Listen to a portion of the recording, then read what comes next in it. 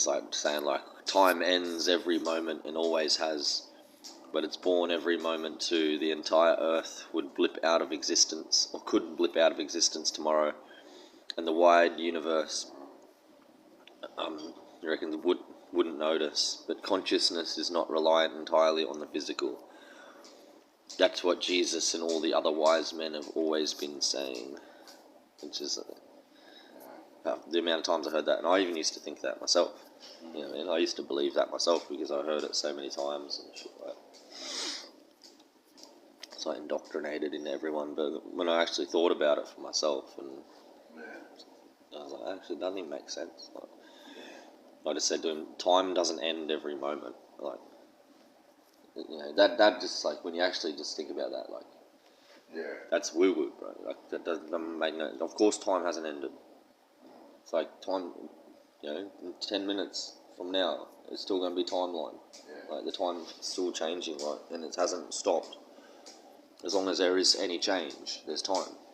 You know what I mean? Like the only way time can stop or end is if everything ends and there's just nothing at all.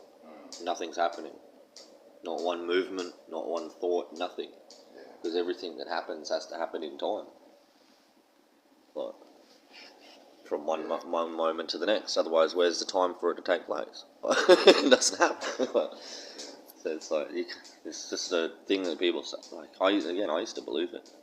Because it's like, you just say it and don't really think it through. Like, it's like, nah, time doesn't end every moment. There is one eternal moment, and time unfolds in a linear path within this one eternal moment. I think that's what he's trying to say, or like what people are trying to point towards. Like, it's not that like time stops or ends, or like it's not real, or it's like time is definitely real and it's linear and it goes from past to future, and every moment is like one step in time. Like, and it never stops because everything keeps changing and happening within time and space. Like, but the moment or like the space in which the time is taking place is eternal. And there is only one present, one now, one moment. The time still unfolds within it. So I think he might be thinking, and some people might think like that time stops when you realise that there's the present moment, but it doesn't, because you're still, you know, even when you're present in the moment, time's still passing in the present moment. Like, time never stops. But I think that's what he means. And then so I just put on there, because he's like saying, oh, Jesus was just a wise man thing. Like, so it's just like, Jesus Christ is king and will soon judge all of the world. And that Jesus is not like any other man. Jesus clearly claimed to be God himself and is not merely a wise man. And then I was just like, if you don't accept Jesus and follow his commands, when your body dies, so will your consciousness. And then he replied last night or whatever, or this morning, he reckons, if it doesn't end, like talking about time, try this experiment and prove it.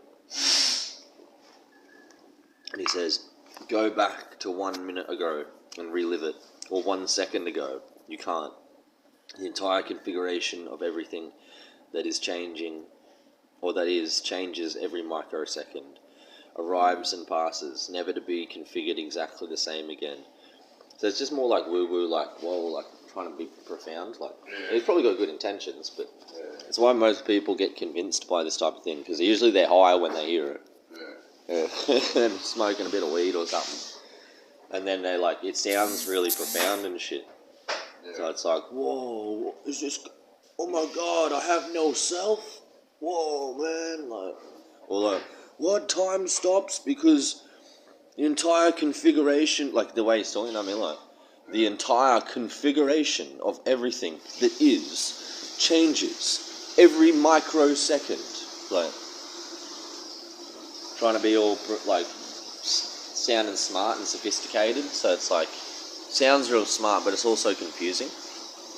And that's why, like, people will just be like, oh yeah, that sounds fucking wise. Like, and why he'd probably believe it too.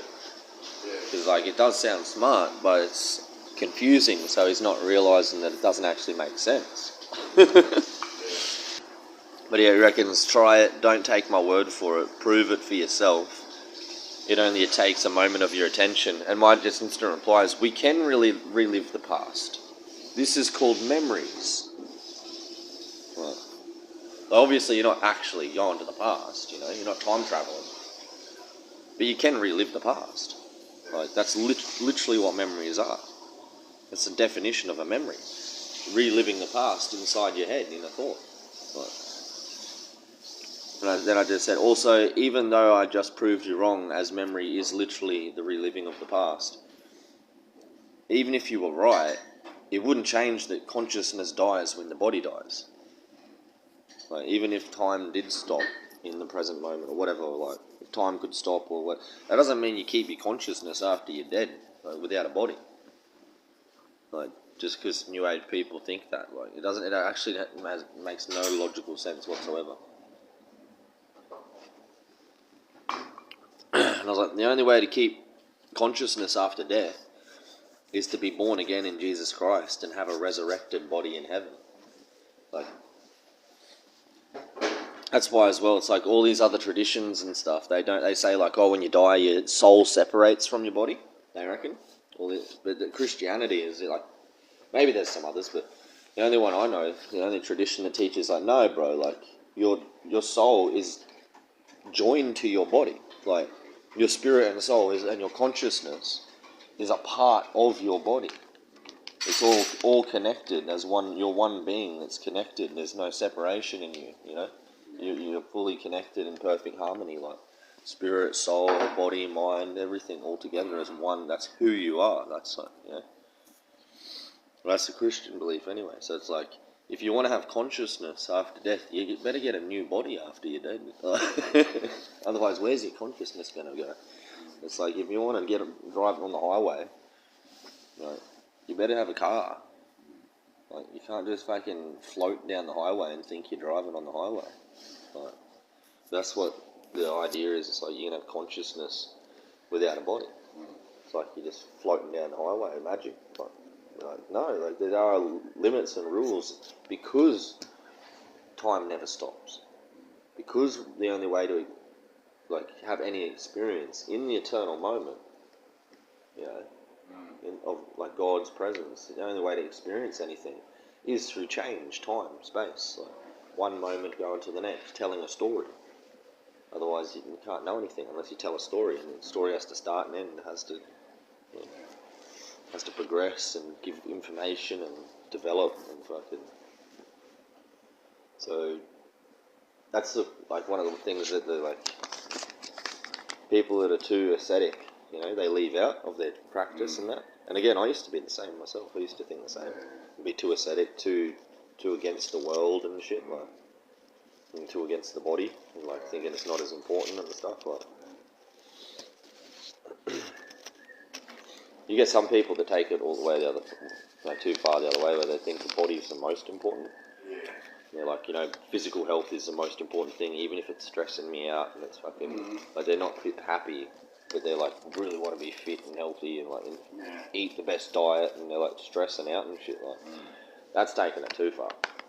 So you got to respect the body and have a nice, because you got to have a body. Yeah.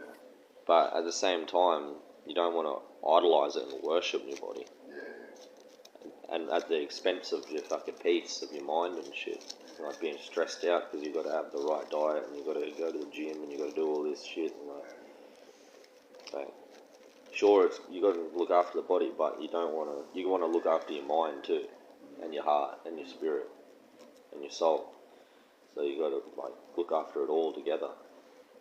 So looking after your body is too fucking stressful for your mind or your soul or something. And you just fucking take it easy, and you can't expect to have perfect health and shit.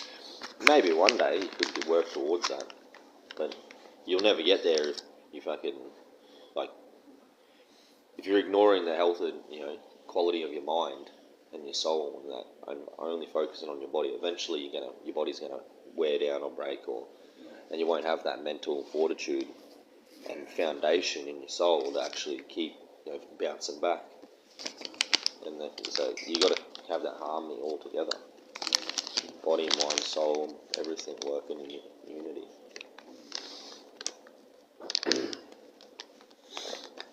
But yeah, that's why it clearly says in the Bible, like, the reason why we're not allowed in heaven right now is because our bodies, we need bodies to be in heaven. Because otherwise you can't have consciousness. Like, you won't have awareness. You're not just going to float around like a fucking spirit. Like, otherwise it wouldn't make any sense. Like, because it'd be like being on acid all the time or something. Like, tripping balls. Like, how the fuck are you supposed to chill out and enjoy yourself? If everything's like a massive acid trip. That's what it would be like, if you didn't have a body.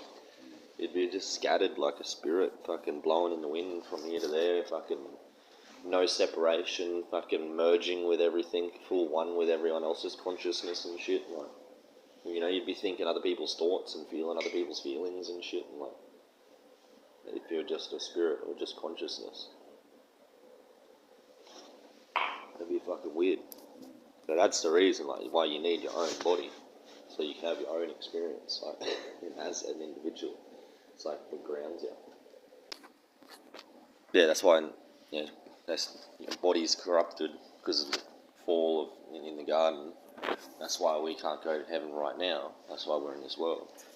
And then if we can actually prove that, like, to God or show God that we want to come back, and we don't want to reject the body or have the infinite consciousness or whatever. We just want to go back to being in paradise with God.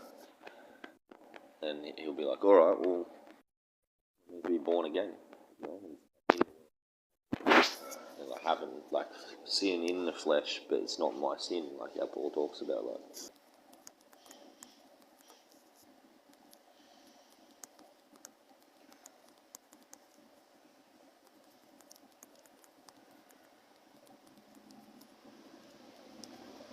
You don't know what the Bible says, you silly Christian. Here, let me tell you about the Gnostic fucking and this and the fucking what these hippie druggos said about Jesus. And I'm just like, no, bro. Jesus is not a fucking New Age ascended master cunt. Like, I don't care whatever fucking whoever told you that, whatever Gnostic shit you read that says he is, like, it's not what the Bible says, cunt. And I've actually met him. I know Jesus. Like, he's my mate. Like, actual real Jesus. Like, he actually is eternal, and he's a mad cunt.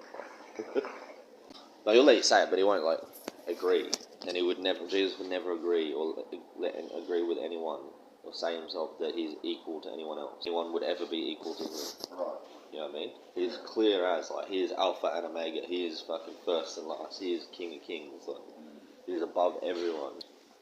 He's pretty freaking clear about it. Look, but at the same time, like I can understand where these people are coming from, because of all the Gnostic lies and teachings and things. Yeah. So they try to twist it and manipulate and reinterpret everything he said and shit. Yeah, right. It actually does make some sense, like, from their perspective and their level of understanding. So it's like they're not a bit stupid, really. It actually is pretty wise what they're saying. Mm-hmm. But the thing is, they don't have the full understanding to really break it down. You know what I mean? It's like they're using modern English and their understanding of modern language, of English and that, to try to interpret for themselves based on what people have said. Like, this is what Jesus actually means. The church is lying. This is what the Bible actually says, or Jesus actually says. They're basing that interpretation off what they know from their life in the 21st century. The English we learned going to school and shit. Like, there's literally thousands of things in the Bible like this, right? But this is just one clear example. Son of God. Everyone today in English, that means he's a son of God, right? That means he's not God. Because he's saying he's the son of God. You can trace back the etymology and the understanding of the words and shit. This is their nature. Yeah. So when Jesus said, I'm the son of God, everyone's like, holy shit, this cunt just called himself God. You know? Nobody thought he was saying, he's saying he's the child of God and God's his father. Yeah. Like, nobody thought that. He was saying he has the nature. He is like God and no one else. It's like, you can easily understand if you don't understand that. Because modern English, son of, usually means the son or the male child of somebody. Yeah. So that's like, if you're using that modern English, it makes sense. It's actually sensible to think like, oh, Jesus isn't saying he's God. Yeah. They lied. Jesus is just saying he's the Son and God's his Father. Yeah. And that we're all like him and stuff like that. Yeah? You can actually get that interpretation. Again, like I said, there's thousands of things like this throughout the Bible where people don't know the language or the culture, and then they interpret in modern ways, modern translations that don't actually fit or make sense.